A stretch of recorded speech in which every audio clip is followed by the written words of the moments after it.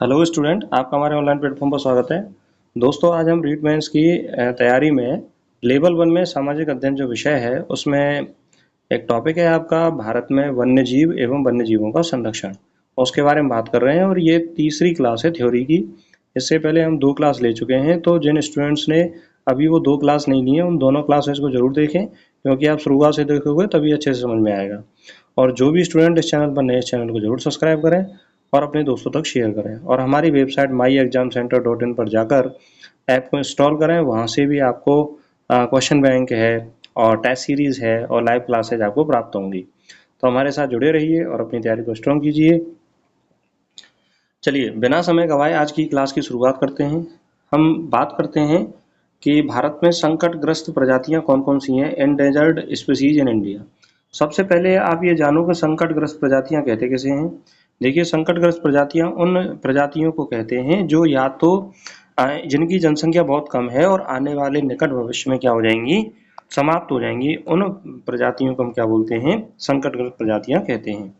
भारत में अनेक प्रजातियां IUCN की रेड डाटा बुक। अब देखिए, संकटग्रस्त प्रजातियों का जो विवरण है वो किसमें होता है, रेड डाटा बुक में होता है, जो संकटग्रस्त प्रजातियों की सूची है। उसमें भारत की कौन कौन सी प्रमुख प्रजातियां हैं। बाघ है, बाघ का वैज्ञानिक नाम क्या है, पैंथेरा टिग्रिस।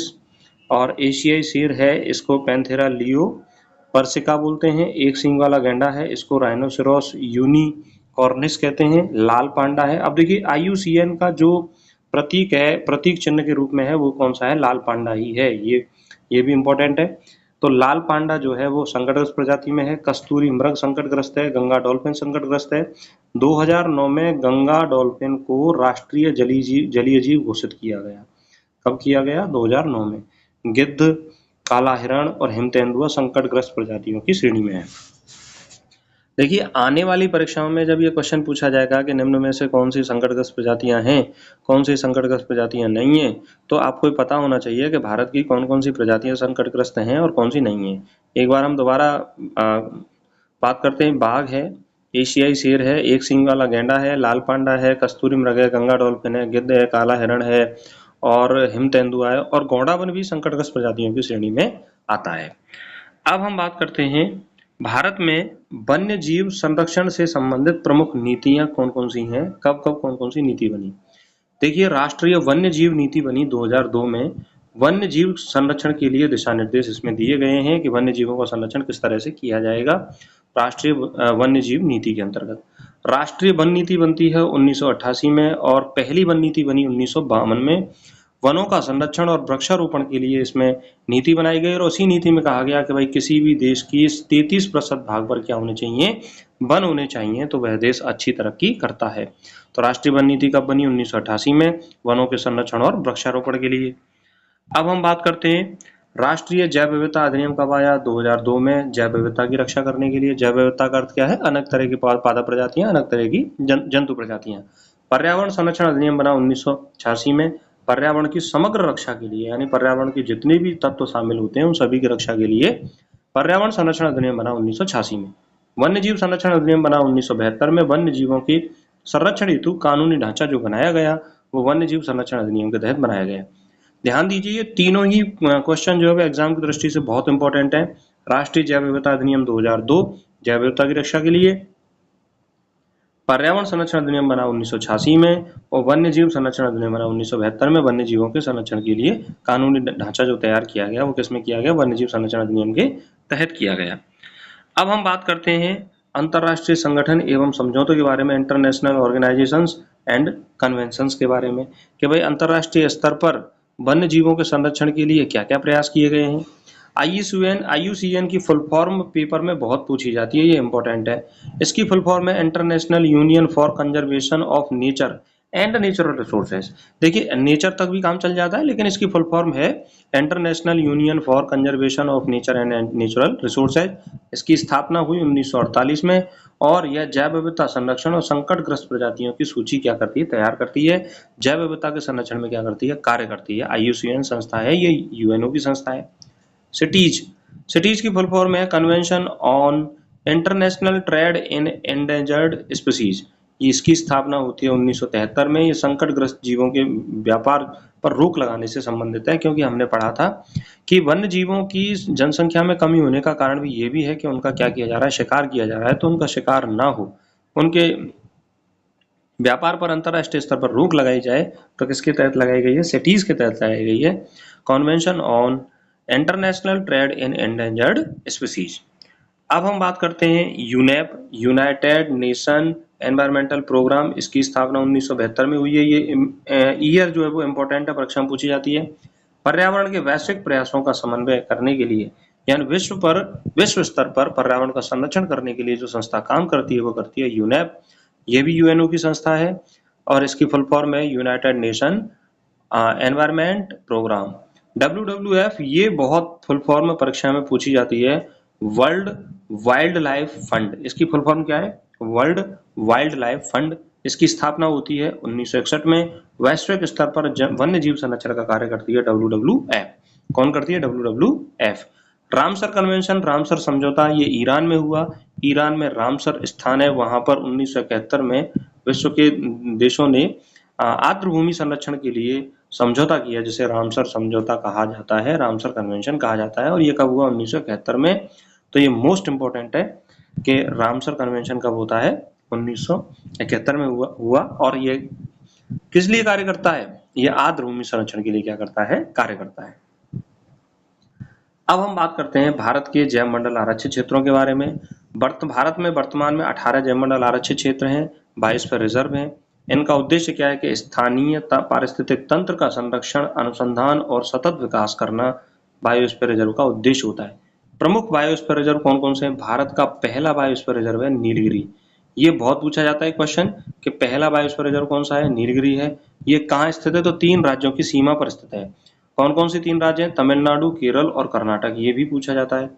और पश्चिमी घाट की समृद्ध जैव विविधता जो है वो नीलगिरी में पाई जाती है। सुंदरवन कहाँ पाया जाता है? पश्चिम बंगाल में। ये रॉयल बंगाल टाइगर के लिए प्रसिद्ध है। मानस कहाँ पाया जाता है? असम में। और ये बाघ और गैंडा के लिए प्रसिद्ध है। किसके लिए प्रसिद्ध है? बाघ और गैंडा के लिए। तो मानस से संबंधित जो क्वेश्चन पूछा जाता है वो है कि मानस बायोस्फीयर रिजर्व कहाँ स्थित है? असम में स्थित है। नेक्स्ट हम बात करते हैं नंदा देवी बायोस्फीयर रिजर्व कहाँ पर है? उत्तराखंड में है। ये हिमालय पारिस्थितिकी के लिए प्रसिद्ध है। रण ऑफ कच्छ गुजरात में है। खारे मरुस्थल का विशिष्ट तंत्र है यहाँ पर। सिमलीपाल उड़ीसा में है। ये हाथी और बाघ के लिए प्रसिद्ध है। पचमढ़ी मध्य प्रदेश में है। यह मिश्रित वन के लिए प्रसिद्ध है। पचमढ़ी कहाँ पर है? MP में। ग्रेट निकोबार अंडमान निकोबार में है। ये दुर्लभ तटीय जीवों के लिए जाना जाता है। और अचंकमार या अचानक मार अमरकंटक जिसे हम बोलते हैं, वो छत्तीसगढ़ में है। ये उष्णकटिबंधीय वनों के लिए जाना जाता है। कंचनजंगा सिक्किम में है। ये ग्लेशियर क्षेत्र है। कैसा है? ये ग्लेशियर क्षेत्र है। अब हम बात करते हैं भारत के प्रमुख राष्ट्रीय उद्यानों के बारे में, नेशनल पार्क के बारे में। तो भारत में प्रमुख राष्ट्रीय उद्यान है रणथंभौर राजस्थान में। यहाँ पर बाघ संरक्षण योजना चलाई जा रही है।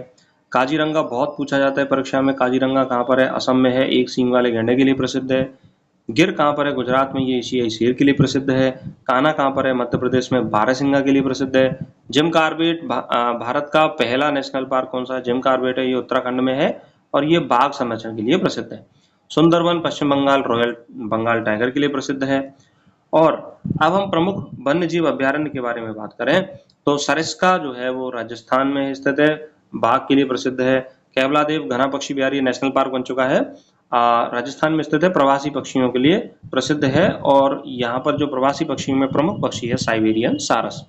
मानस कहाँ पर है? असम में है। गैंडे के लिए प्रसिद्ध है। पेरियार केरल में है। हाथी के लिए प्रसिद्ध है। बांदीपुर मोस्ट इंपोर्टेंट है, ये कहाँ पर है? कर्नाटक में है। बाघ और हाथी के लिए प्रसिद्ध है। किसके लिए प्रसिद्ध है? बाघ और हाथी के लिए। बेल्लारी तमिलनाडु में स्थित है। हिरण के लिए प्रसिद्ध है। किसके लिए? हिरण के लिए प्रसिद्ध है। अब हम बात करते हैं भारत की रामसर साइट के बारे में। तो देखिए भारत में वर्तमान में 93 रामसर साइट है। देखिए आज जो मैं क्लास ले रहा हूँ इस क्लास के समय तक 93 रामसर साइट है। रामसर साइट मतलब जहाँ पर आर्द्र भूमि है, वहाँ पर बायोडाइवर्सिटी भी मिलती है, इकोसिस्टम भी मिलता है। तो उनके संरक्षण से संबंधित जो समझौता है वो रामसर समझौता के नाम से जाना जाता है। प्रमुख रामसर साइट भारत की कौन सी है? केवलादेव घना पक्षी विहार भरतपुर राजस्थान, चिल्का झील उड़ीसा, लोकटक झील मणिपुर, वुलर झील जम्मू कश्मीर, सांबर झील राजस्थान। ये प्रमुख रामसर साइट्स हैं। वैसे 93 रामसर साइट्स वर्तमान में भारत में स्थित हैं। अब हम बात करते हैं भारत के कुछ प्रसिद्ध वन्य जीव संरक्षण स्थल कौन कौन से हैं। रणथंभौर राष्ट्रीय उद्यान कहाँ पर है? राजस्थान। बाघ के लिए प्रसिद्ध है। केवलादेव राजस्थान में है, प्रवासी पक्षियों के लिए प्रसिद्ध है। गिर राष्ट्रीय उद्यान गुजरात में, अब तो ये रट गया होगा कि गुजरात में स्थित है, ये एशियाई शेर के लिए प्रसिद्ध है। काजीरंगा राष्ट्रीय उद्यान कहाँ पर है? असम में है, ये एक सींग वाले गैंडे के लिए प्रसिद्ध है। किसके लिए? एक सींग वाले गैंडे के लिए। कान्हा राष्ट्रीय उद्यान कहाँ पर है? मध्य प्रदेश में, बारासिंगा के लिए प्रसिद्ध है। जिम कॉर्बेट उत्तराखंड में बाघ के लिए प्रसिद्ध है। पेरियार, यहाँ पर पहली बार बाघ परियोजना भी जिम कॉर्बेट में चलाई गई थी 1 अप्रैल 1973 में पहली बाघ परियोजना जिम कॉर्बेट में चलाई गई। पेरियार केरल में है, हाथी के लिए प्रसिद्ध है। सुंदरवन राष्ट्रीय उद्यान कहाँ पर है? पश्चिम बंगाल में, रॉयल बंगाल टाइगर के लिए ये प्रसिद्ध है। अब हम बात करते हैं कि वन्य जीवों के संरक्षण के क्या लाभ हैं। भाई, वन्य जीवों का जो संरक्षण करते हैं उसके हमें क्या लाभ मिलते हैं। देखिए, यदि वन्य जीवों का संरक्षण किया जाएगा तो सबसे महत्वपूर्ण लाभ है कि पारिस्थितिक संतुलन बना रहता है। क्या बना रहता है? पारिस्थितिक संतुलन, इकोसिस्टम बना रहता है। दूसरा, जैव विविधता बनी रहती है, जैव विविधता का संरक्षण होता है। तीसरा, पर्यटन और रोजगार में वृद्धि होती है, क्योंकि आप देखते हैं कि भाई नेशनल पार्क में, बायोस्फीयर रिजर्व में बाघों को देखने के लिए, घूमने के लिए बहुत सारे पर्यटक आते हैं, तो इससे रोजगार बढ़ता है, वैज्ञानिक अनुसंधान के अवसर मिलते हैं और प्राकृतिक संसाधनों का सतत उपयोग होता है। तो बायोस्फीयर वन्य जीव संरक्षण के हमें लाभ क्या है? पारिस्थितिक संतुलन बना रहता है, जैव विविधता का संरक्षण होता है, पर्यटन एवं रोजगार में वृद्धि होती है, वैज्ञानिक अनुसंधान के अवसर मिलते हैं और प्राकृतिक संसाधनों का सतत उपयोग होता है। अब हम बात करते हैं इम्पोर्टेंट पॉइंट के बारे में। देखिए, वन्य जीव संरक्षण अधिनियम कब आया? 1972 में। प्रोजेक्ट टाइगर कब आया? 1973 में। प्रोजेक्ट एलिफेंट कब आया? 1992 में। वन्य जीव सप्ताह कब से कब मनाया जाता है? 2 से 8 अक्टूबर मनाया जाता है। भारत का राष्ट्रीय पशु क्या है? बाघ है। भारत का राष्ट्रीय पक्षी क्या है? मोर है। और राजस्थान में राष्ट्रीय उद्यानों की संख्या कितनी है? 3 है, रणथंभौर, केवलादेव और मुकुंदरा हिल्स नेशनल पार्क जो है वो राजस्थान में 3 नेशनल पार्क है।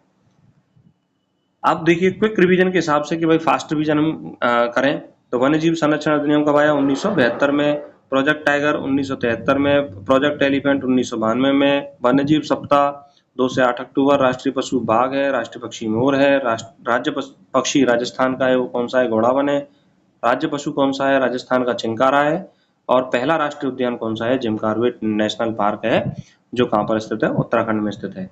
और कंक्लूजन के रूप में हम बात करें, निष्कर्ष के रूप में बात करें तो वन्य जीव हमारे पृथ्वी की जीवन श्रृंखला का अनिवार्य अंग हैं। भाई, इनका संरक्षण करना हमारा यही तो उद्देश्य है कि हमारा इकोसिस्टम बना रहे, हमारे जो इकोसिस्टम का जो एनवायरनमेंट बना हुआ है वो स्थिर रहे। यदि ये नष्ट होते हैं तो प्रकृति का संतुलन भी बिगड़ जाएगा। इसीलिए हमें वन्य जीवों की रक्षा, मानव जीवन की रक्षा करना जरूरी है। यदि वन्य जीवों की रक्षा करेंगे तो हम मानव जीवन की क्या कर रहे हैं? रक्षा कर रहे हैं। वन्य जीव संरक्षण केवल सरकार की जिम्मेदारी नहीं है, बल्कि हर नागरिक का क्या है? कर्तव्य है। हमें शिकार से दूर रहना, पेड़ लगाना और पर्यावरण के प्रति संवेदनशील बनना चाहिए, तभी हम वन्य जीवों की क्या कर सकते हैं? सुरक्षा कर सकते हैं। तो इस तरह से दोस्तों, हमने ये आज का जो चैप्टर है ये समाप्त किया। आशा करता हूँ कि आपको ये क्लास समझ में आई होगी। अगर आपको ये क्लास अच्छी लगी है तो इस चैनल को लाइक करें और अपने दोस्तों तक शेयर करें। और जो भी स्टूडेंट रीट मेंस की तैयारी कर रहे हैं, इस चैनल पर नए हैं, इस चैनल को सब्सक्राइब करें और हमारी वेबसाइट myexamcenter.in पर जाकर हमारे ऐप को इंस्टॉल करें। वहाँ से आप रीट मेंस से संबंधित जो परीक्षा की तैयारी के लिए महत्वपूर्ण विषय है, महत्वपूर्ण टॉपिक्स है, उनकी तैयारी आप कर सकते हो और अपनी पढ़ाई को सुचारू रूप से जारी रख सकते हो। तो हमारे साथ बने रहिए और लगातार हमारे संवाद से भी अगर आपकी कोई क्वेरी है तो हमें आप कमेंट के माध्यम से बता सकते हो कि आपको ये क्लासेस कैसी लग रही हैं या किस तरह की आपको क्लासेस और अच्छी चाहिए। और हमारे साथ जुड़े रहिए, आपको सारा जो सिलेबस है वो धीरे धीरे हम आपको अवेलेबल कराते जाएंगे। तो यदि हम लगातार जुड़ते रहोगे तो सारी सिलेबस जो है वो हम अच्छे से कराएंगे। और अब तक आप देख भी चुके होंगे कि आपके पास जो भी मैटर ट्रांसफर हुआ है वो एक अच्छा मैटर है, जहाँ से क्वेश्चन आने की पूरी संभावना है। तो हमारे साथ जुड़े रहें, अपनी तैयारी को स्ट्रॉन्ग करते रहें। नमस्कार, धन्यवाद।